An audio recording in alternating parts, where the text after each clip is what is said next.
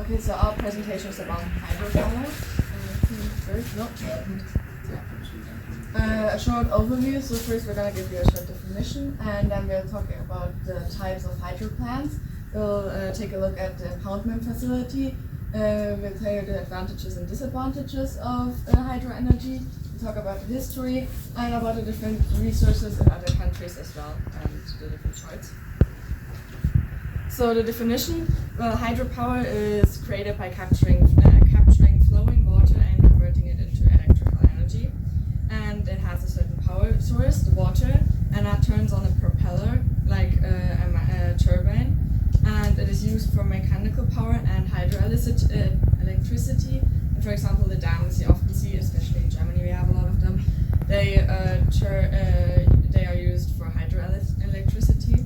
And hydroelectricity has less adverse effects than other options, but we'll go into more detail and the disadvantages. And hydropower also includes water engines and water motors.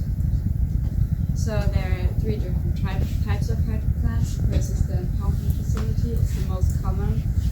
We use so you have a dam which stops the water, and then the water flows controlled through the turbines. The second one, what Ricardo will explain a bit more. The second one is the pump storage facilities. It's kind of similar to the impoundment facilities. You've got like two legs over there, and they pump the water from the first leg to the from the lower leg to the higher leg and let it flow back to the lower leg. So you've got kind of a system. It's common in the Swiss. And the third type is the run-of-river facility. It's like you have a natural river, and you just build some turbines in it, and they try to build one in Brazil. It's called the Belo Monte. Maybe you know it.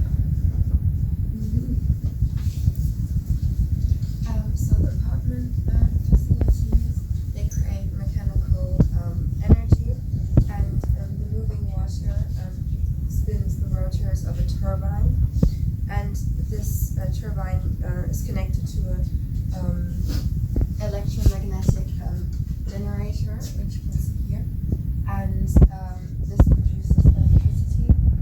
And so you build a dam and store the water, and then if you need electricity, you have gates you can open in the dam, and then the water goes through.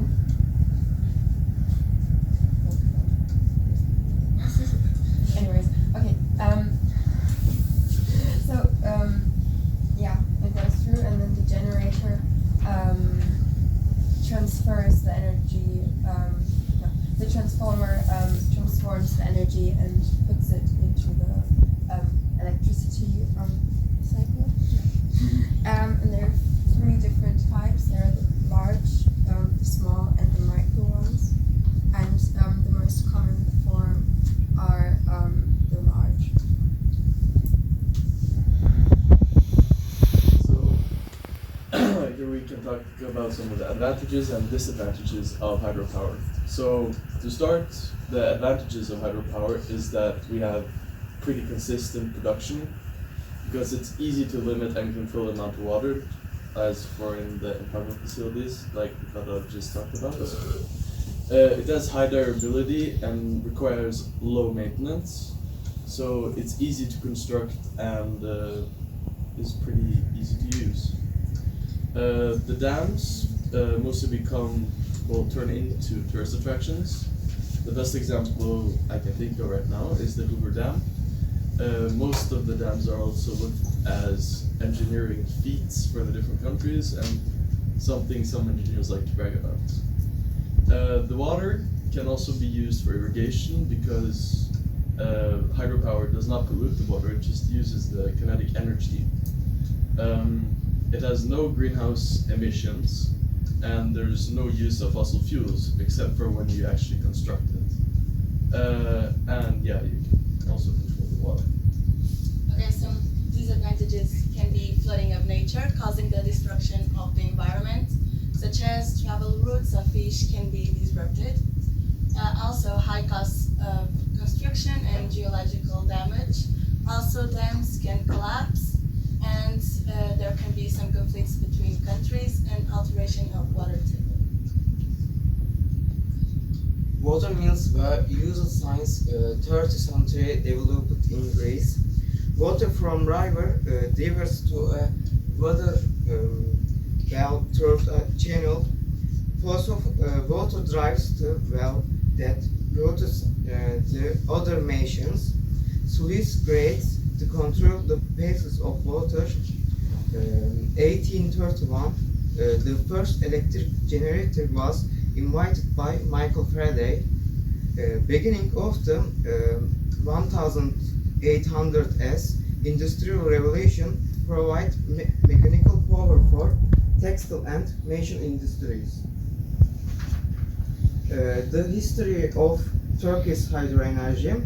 The first hydroelectric plant in Turkey was constructed in Tarsus, Istanbul in 1911 and opened in 1914 as a result of the Balkan Wars. This plant only produces 60 kilowatt, but nonetheless it alone was able to provide power to all of Istanbul for almost 30 years. Over the years, more and more hydroelectric projects were constructed, such as the Seyhan, Sarıyer, Hirfanlı, Kesik Köprü, Demir Köprü, and Kemur dams.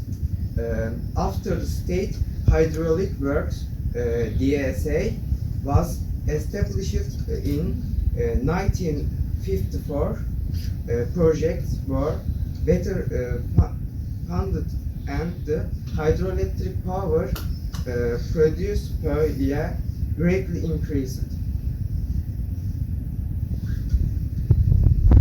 So now talking about resources in the countries. So in Portugal, as you can see, we use a lot of wind power. It's actually the renewable energy we use the most. Since you all know, Portugal is near the sea, so there's a lot of wind coming from the sea. However, we can use a lot of hydro as well, and it's something we can start using as our advantage since we have a lot of rivers and lakes, especially in Portuguese archipelagos such as Madeira and Azores. We use a lot of fossil fuels as well. We import them from Morocco, and using more and producing more hydro energy would be a great solution to avoid buying so much fossil fuels. And then you can see the type of Italy. Italy mostly uses geothermal energy and solar energy. The percentage of fossil fuels is at 2%, and it also includes the coal. The reason for the huge amount of geothermal energy is their geographic location, because they have many volcanoes and they lie on the plates, and they have a lot of access to magma and oxygen. So for Norway, you can see that we almost have 94% hydro, which pretty much outperforms every other country in this project in total. But the main reason for why Norway has such a large amount of hydro is mostly because we have a large geographic advantage. As you may know, that Norway has a lot of mountains. We have a lot of these fjords, we have a lot of glaciers, and because of global warming at this moment, the glaciers are melting, causing a lot of water, and with that water, they actually make dams and create hydropower plants. The other reason for why we have such a large amount of hydro is because we have a pretty sustainable amount of precipitation.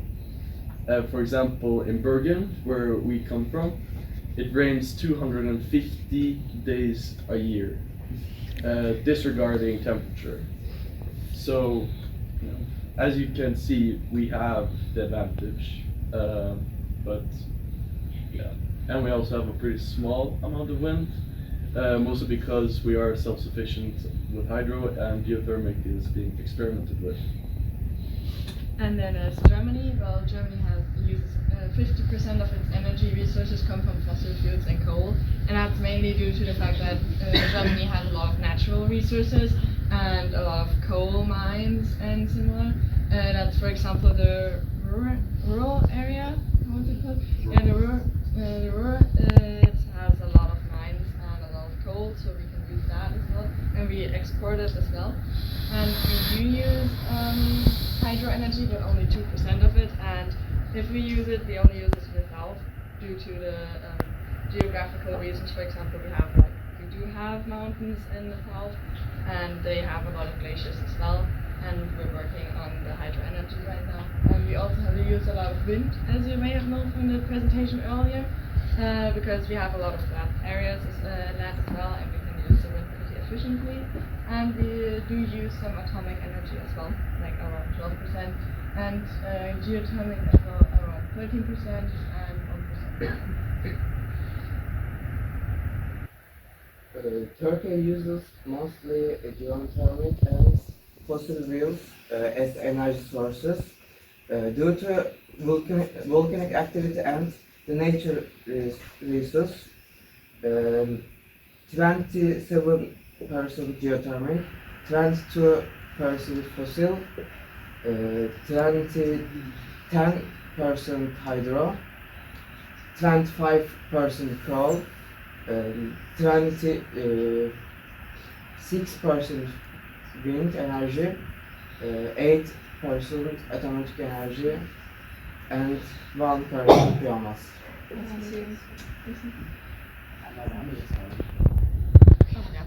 That's kind of confusing because I think every group has different numbers for their energies. Yeah. But even though we have different numbers, you get the rough estimate anyhow. Yeah. So It's okay. yeah.